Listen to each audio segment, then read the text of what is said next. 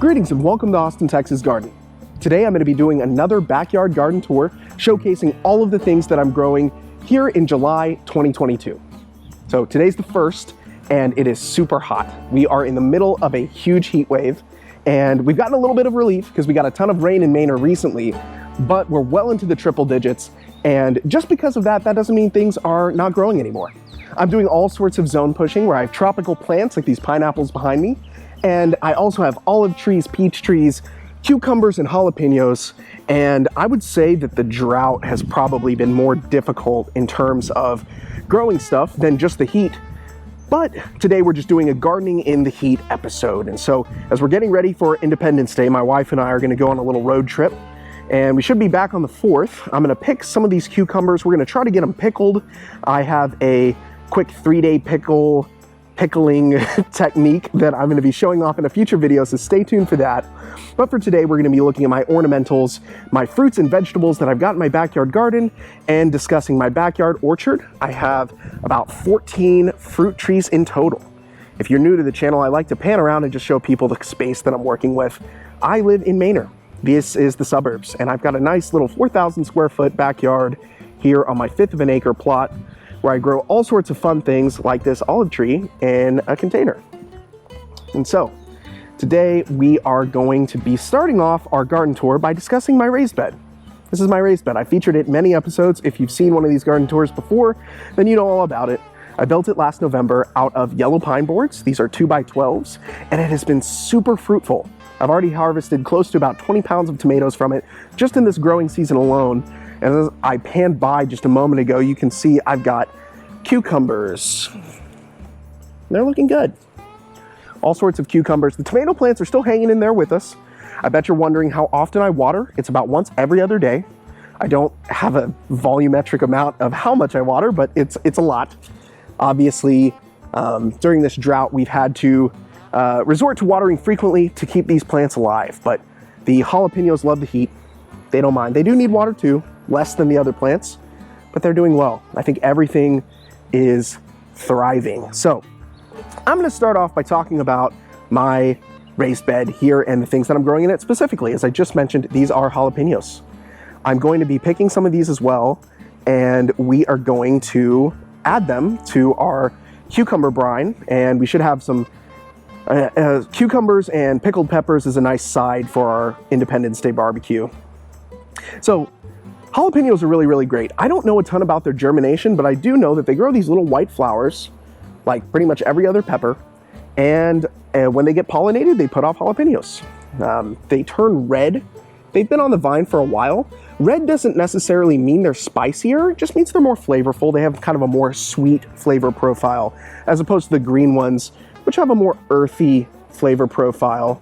And I've discovered, or at least heard a rumor, I don't know how true this is, that jalapeños gain more capsaicin and get spicier the hotter the temperature. So these are gonna turn out awesome. I really, really love peppers. I'm really happy that I got these jalapeno plants. I got them both from Tractor Supply, maybe about a month or two ago. That's not true at all. I got them from Tractor Supply in March. So these peppers they've been in my bed here for about 4 months, but I would assume that they started from seed probably last fall because they're very mature, as opposed to these serranos and ghost pepper plants I have down here, which are maybe about 6 months old now and did start from seed. They're very tiny, but I really like these jalapeno plants. I think they're gonna turn out great. These cucumbers are climbing these little lattices I have for them. The lattices are about 4 feet tall, and I did plant these from seed. All of the cucumbers I'm gonna show off today came from seed, and my wife got me a seed vault kit last winter for Christmas. And so this cucumber plant, this set of plants here, there's a whole bunch of vines. It's kind of hard to tell where they are. Got a strawberry runner there. But I think in total there's about 5 vines on this side, and they've been super productive. This cucumber is looking a little dry.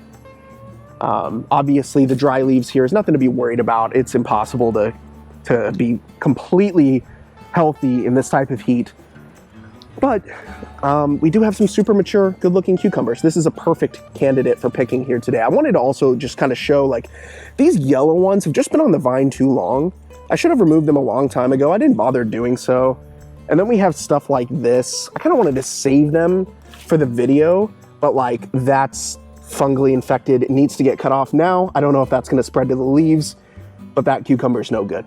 So we're going to cut down everything today. I put my scissors and container on the other side of my raised bed here, but we'll get to it. So that's one cucumber plant. There's another one over there that we're going to look at in a moment. But I also have some strawberries, and my strawberries are shockingly doing great. I wouldn't expect them to still be fruitful at this point of the season, but you can see this flower here just got pollinated and it's putting out a strawberry, and I have runners from the other strawberry plant that's way over there coming out all the way over here. So they're getting a good amount of water and they are still alive. I also planted some watermelon seeds, and I can't believe this thing is alive. Like, I thought for sure this would dry out and die, but you can see got a tiny little bulb there. I don't actually think I'm gonna get watermelon, but the flowers are clearly trying to get pollinated. I kind of planted these for fun. I didn't, obviously watermelon need a ton of water, and I didn't think there was enough space here for them to actually set down their roots, but we'll see what happens. These are my tomato plants. So these two are beefsteak tomato plants. They put out a ton of tomatoes this last spring, and I'm hoping they make it to the fall. Obviously, I don't think there's any type of fungal issue going on right now. They're just super dry, which is okay. I know my GoPro is gonna overheat while I'm trying to record this video. It's a clean, it says it's 95 out today. It feels way hotter than that, and I know that this is probably the coldest day of the month and last month to film this. I'm sure I will be dealing with triple digits nonstop for the rest of the season, but somehow we still have a couple of little mini beefsteaks here coming out. So the tomato plant is not done producing. I think that's pretty cool. This is some lettuce. Interestingly, I got this little bit of lettuce from Amazon Fresh. My wife ordered some lettuce and it came with the root ball attached, so I just planted it. We've been pulling lettuce off it for the past couple of months. I can't believe it's still alive and kicking. But yeah, it's doing great. So over here, this is my other cucumber plant. And this is a perfect example of what I was kind of mentioning with the first plant. This cucumber has been on the vine, this dried up, withered vine, for months. Not for F-O-U-R. It's been on the vine for like 2 months, maybe. And I should have picked it a long time ago. It was kind of malformed, so I'm not really worried about it. Some of these are just gonna get thrown out. And ultimately, I'm expecting to continue to get cucumbers well into the fall. But for today, we're gonna cut down a couple of these, take them inside. I'm gonna quarter them and make some pickle spears for a cookout later on. I don't know how many are on this plant. I think we got 3 good ones over here. Just 3. Well, that's okay. That's a good number. I'm gonna have to walk around to that other side to get those cucumbers. There's some other stuff I kind of wanted to show from this angle, which it's hard to see. We're gonna put those over here. Great. Oh, we got another one. This guy's eaten into a little bit, but I think he's still good enough to shave off that bottom part. Pickle him as well. So with these cucumbers off the vine, the plant can divert its resources to flowering, growing new cucumbers, and keeping its leaves nice and healthy. So that's great. Finally, in this little corner, here is an eggplant that I grew from a seed, and we've got our first eggplant forming. I'm so excited. The seed vault thing was so cool. As you can see, I've got some fire ants in the bed there. It's not a big deal, but we got our first little eggplant. Hopefully, August, September, we're gonna have a couple of eggplants. Excuse the background noise. I don't know if that jet is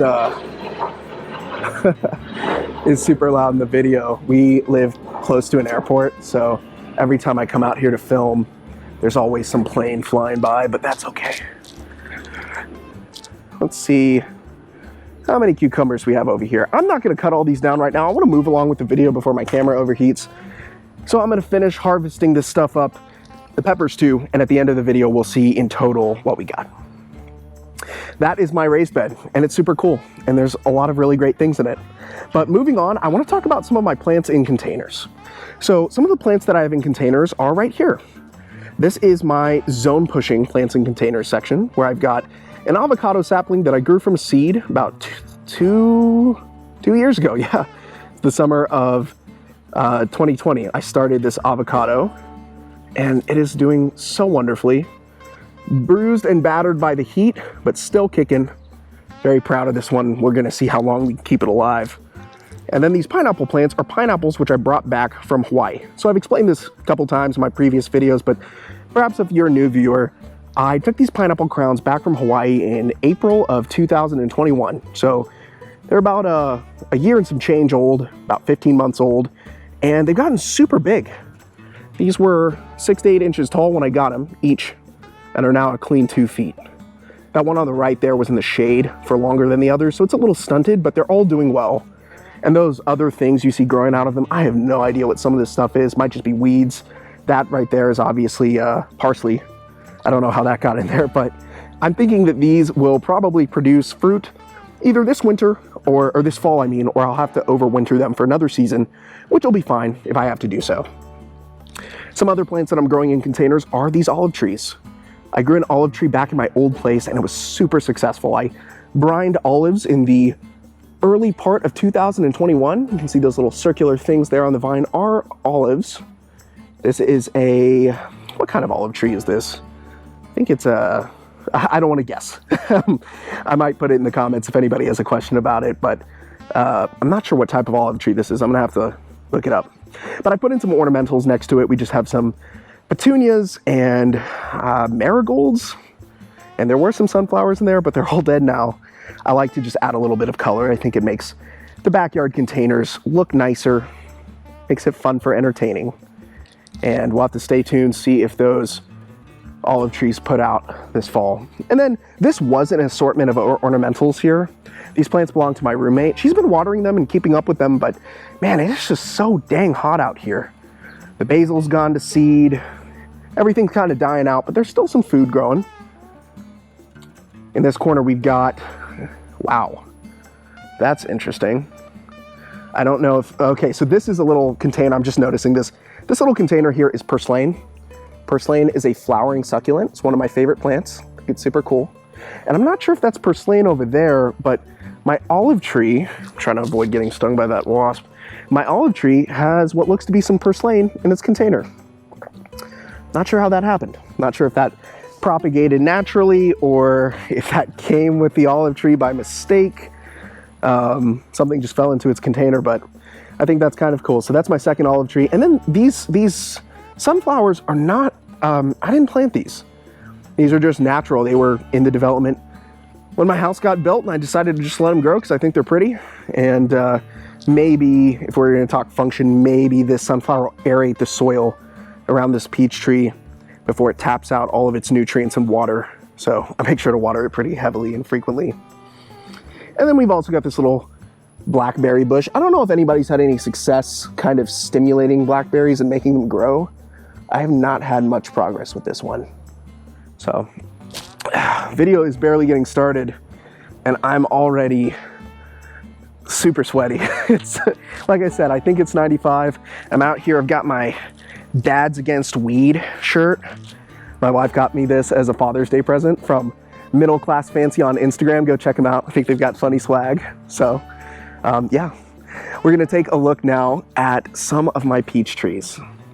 So I've made a bunch of videos on these peach trees about pruning them and dealing with some irrigation problems I've had.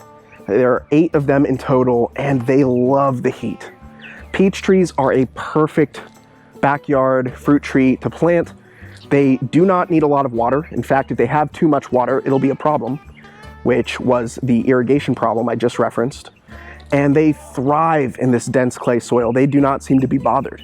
And some of that I don't think is that peach trees love dense clay soil.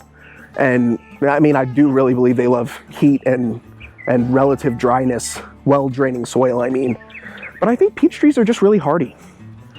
These trees have put out a ton of green wood, especially the ones on the eastern side of my yard, which is more well-draining than the other side. It doesn't have anything to do with lighting.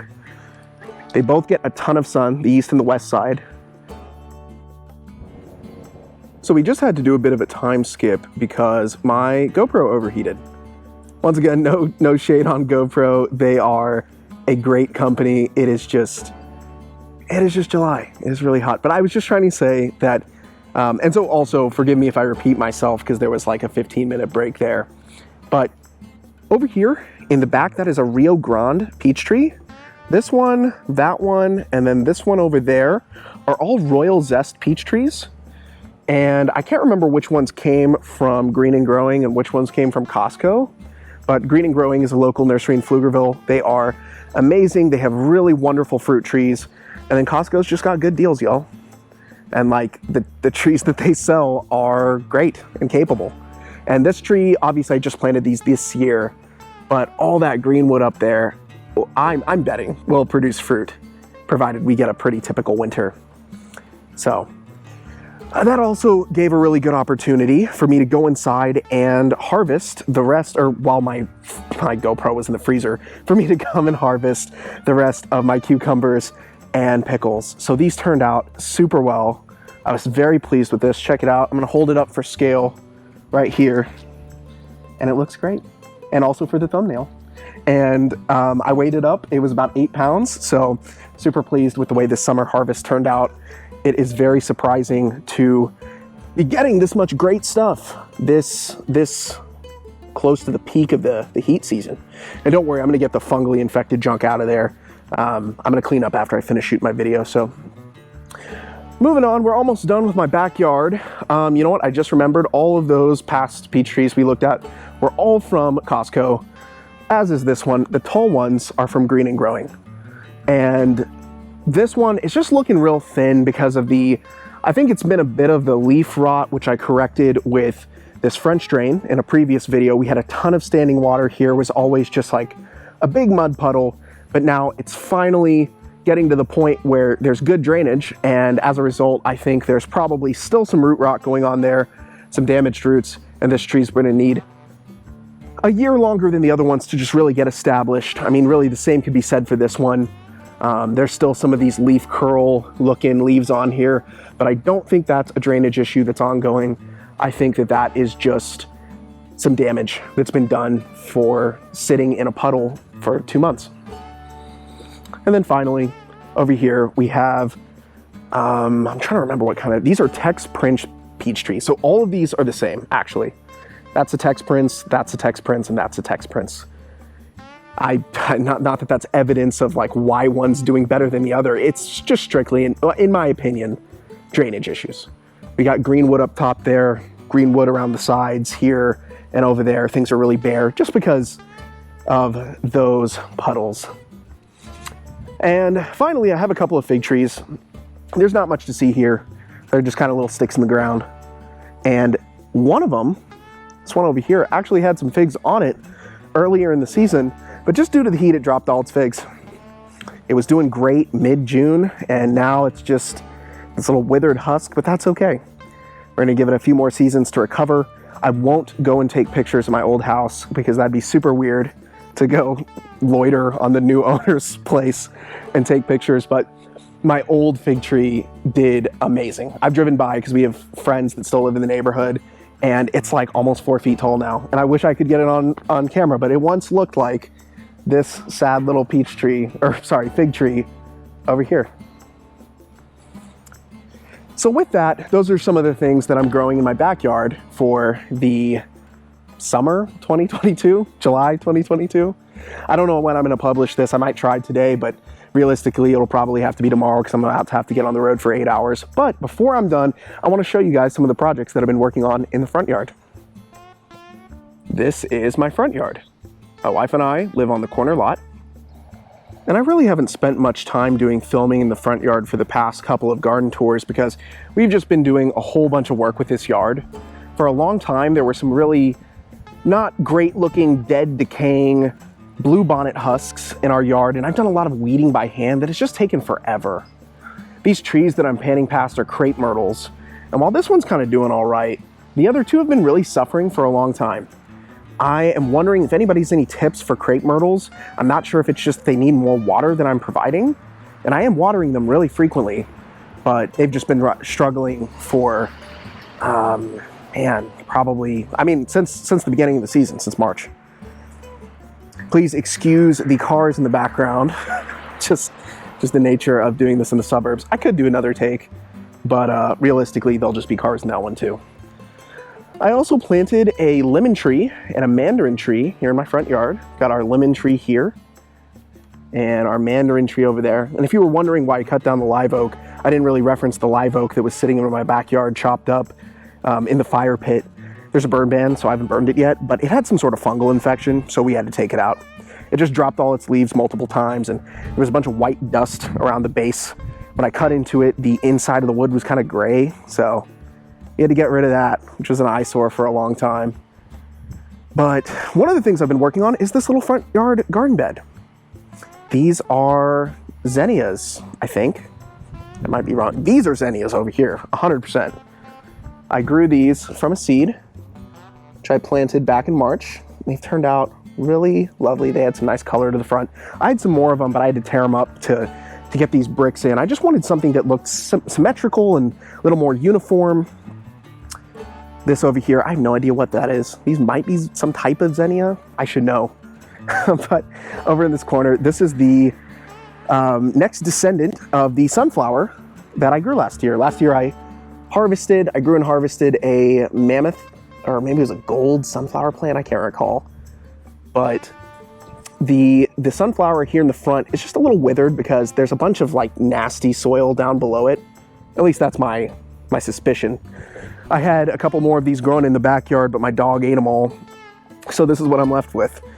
And then I planted something that really I have high hopes for. The lime green plants here, little margarita green plants, are sweet potato vines. So these aren't sweet potatoes which produce sweet potatoes, but rather they produce a lot of this really colorful lime green foliage. I've had a lot of success with these in the past, and mostly just experimenting in my backyard, but I'm excited to see what kind of color these might bring to the front yard. So with that concludes our garden tour for July 2022. I hope you've enjoyed watching. Thanks again for clicking on this video, and I guess I'll catch you in the next one.